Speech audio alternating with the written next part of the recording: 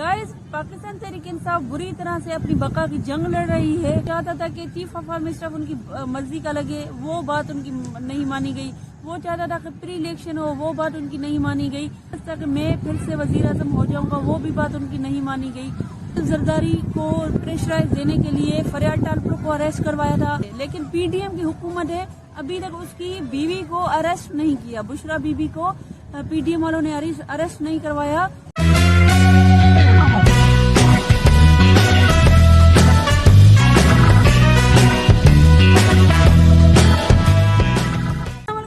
आप देख रहे सीक्रेट पॉइंट ऑफ लॉ और मैं हूं एडवोकेट सौम्या आसमान।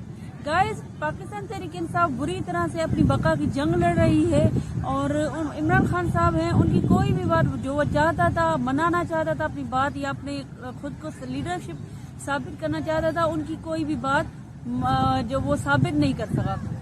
अगर कोई बात उनकी नहीं, उन बातों में वो चाहता था कि चीफ ऑफ आर्मी स्टाफ उनकी मर्जी का लगे, वो बात उनकी नहीं मानी गई। वो चाहता था कि प्री इलेक्शन हो, वो बात उनकी नहीं मानी गई। अगर देखेंगे और भी कई बातें हैं जो उनमें से कोई भी बात उनकी साबित वो खुद को नहीं कर सके। फिर अदम एतमाद की अगर बात हो, वो चाहते थे कि अदम एतमाद नाकाम हो क्योंकि उनके जो है वो उनको कॉन्फिडेंस था कि मैं फिर से वजीर आजम हो जाऊंगा, वो भी बात उनकी नहीं मानी गई। और अब वो जो है वो सड़कों की सियासत शुरू कर रहा है। इसका जो प्रूफ ये है कि फवाद चौधरी जो उनके रहनुमा है पाकिस्तान तहरीक इंसाफ के, उन्होंने एक अनाउंसमेंट की कि बहुत जल्द वो मुल्क गिर एक एहतजाज कर रहे हैं। महंगाई और जो इकोनॉमी का जो हशर नशर हो गया है, इन तमाम मामलात के ऊपर कल से तहरीक इंसाफ मुल्क गिर एहतजाजी तहरीक का आगाज कर रही है। 3 हफ्तों के बाद इमरान खान इंशाअल्लाह इस तहरीक को ज्वाइन करेंगे। हम दोबारा सड़क के ऊपर होंगे जब तक ये हुकूमत नहीं जाती। इंशाअल्लाह ये सिलसिला जो है वो दोबारा जारी होगा। जो भी क्वार्टर्स टेक्नोक्रेट गवर्नमेंट का ख्वाब देख रहे हैं, हम बता दें कि ये पाकिस्तान के अवाम को कबूल नहीं होगा। मैं एस्टेब्लिशमेंट को भी बताना चाहता हूं कि फिर सारा जो कसूर है वो आपका निकलेगा और आपके ऊपर उसका ब्लेम आएगा। लेबॉर्ट्री का चूहा ना समझा जाए पाकिस्तान के अवाम को, जिसके ऊपर रोज नया तजर्बा करना जरूरी है। गाइस, अब मुल्क में अफवाहें फैलाई जा रही हैं कि टेक्नोक्रेट गवर्नमेंट आनी चाहिए और वो टेक्नोक्रेट गवर्नमेंट आने का जो नजरिया है, अब वो भी इमरान खान साहब और पीटीआई इसके पीछे है, लेकिन ऐसा होगा नहीं। टेक्नोक्रेट गवर्नमेंट कहते किसको है? जब कोई भी गवर्नमेंट मुआशी तौर पर कमजोर हो जाए, जैसा कि करंट सिचुएशन है पाकिस्तान में, तो जो एक्सपर्ट्स आते हैं, एक्सपर्ट वो आकर अपनी जो है मुआशी हालत को संभालते हैं, उसको जो है वो टेक्नोक्रेट गवर्नमेंट कहा जाता है। वो अपनी फील्ड्स में बहुत एक्सपर्ट होते हैं, लेकिन तजुर्बात कह रहे हैं, जो पिछली एक्सपीरियंस कह रहे हैं कि जो टेक्नोक्रेट्स है वो गुर्बत मिटाने में बुरी तरह नाकाम हो गए थे। इस वजह से टेक्नोक्रेट जो है वो किसी भी डेमोक्रेटिक कंट्री के लिए बहुत जो है नामुनासिब गवर्नमेंट होती है। तो गाइस, अब टेक्नोक्रेट तो गवर्नमेंट नहीं आने वाली, क्योंकि पाकिस्तान का वो दिवालिया नहीं होगा। लेकिन कह रहे हैं कि इमरान खान साहब की ख्वाहिश ये है, बेजार तो वो इनकार कर रहे हैं, लेकिन ख्वाहिश ये है कि पीडीएम को किसी भी तरह वो चाहते हैं, जैसे कि पीडीएम वाले चाहते हैं, नून लीग वाले चाहते हैं कि किसी भी तरह इलेक्शन जो है वो टाइम पर हो।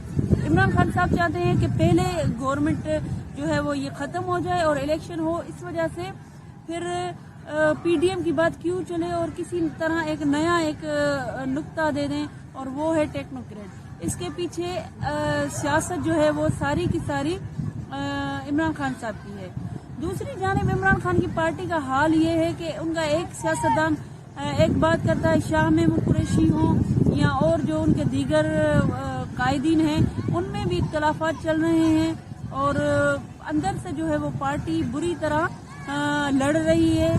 और अब रिसेंटली जब देखा आपने कि पार्लियामेंट का मेंबर भी शाह महमूद कुरैशी को किया गया था, तो गाइस, बिलावल भुट्टो साहब ने मोहतरमा बेनजीर भुट्टो की बरसी पर जो खिताब किया था, उसमें इमरान खान साहब को उन्होंने दावत दी कि आप वापस पार्लियामेंट में आएं और जो भी आपको बात करनी है बैठकर काम करें हमारे साथ, और अगर आप पार्लियामेंट में नहीं आए तो हम आपको आखिरी वार्निंग दे रहे हैं। उसके بعد جو ہوگا وہ آپ خود دیکھیں گے، کیونکہ نیب جو ہے وہ ہو سکتا ہے آگے چل کر عمران خان صاحب کو اریسٹ کرے، کیونکہ یہی عمران خان صاحب ہے جنہوں نے اپنی جو ہے وہ حکومت میں کس طرح آصف زرداری کو پریشرائز دینے کے لیے فریاد ٹالپور کو اریسٹ کروایا تھا، یا جب نواز شریف جیل میں تھے اور مریم نواز صاحبہ جیل میں اپنے باپ سے ملنے گئی تھی، تو کس طرح جو ہے وہ مریم نواز کو اریسٹ کیا گیا تھا صرف نواز شریف صاحب کو پریشرائز کرنے کے لیے۔ اب وہی بات ان کے سامنے آ رہی ہے، کیونکہ ان کی بیوی بشرا جو ہے ان کے جو ہے آڈیو لنکس لیک ہو رہے ہیں، اور وہ ڈائریکٹلی یا انڈائریکٹلی توشہ خانہ کی کیسز میں انوالو ہیں، اور توشہ خانہ کی کیسز بھی اب چل رہے ہیں، تو ان کو بھی اریسٹ کیا جا سکتا ہے، لیکن پی ڈی ایم کی حکومت ہے، ابھی تک اس کی بیوی کو اریسٹ نہیں کیا، بشرا بی بی کو پی ڈی ایم والوں نے اریسٹ نہیں کروایا۔ تو اس سے سمجھنا چاہیے عمران خان صاحب کو کہ آگے چل کر ہو سکتا ہے نیب بھی یہ کارروائی کرے اور ان کی بیوی کو بھی اریسٹ ہونا پڑے۔